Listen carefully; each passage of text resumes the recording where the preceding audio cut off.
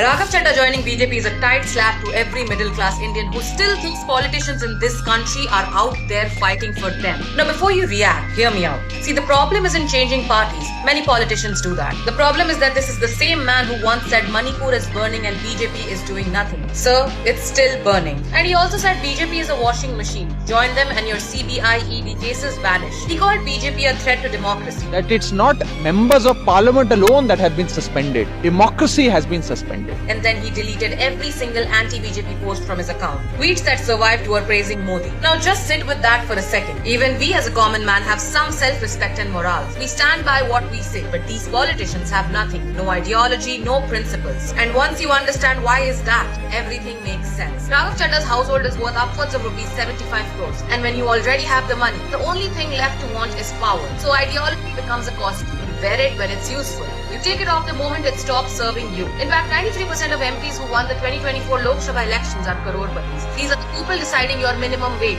your healthcare, your children's future. Tell me honestly, how will a crorepati, someone who has never seen a hospital bill, understand what it means to sell everything to pay one? This system is not for the people, by the people. It's for the politicians and by the politicians. Stop looking for a savior in a system, at least in India. You are not getting any Gen Z part anytime soon. And don't forget to follow this page for only the truth.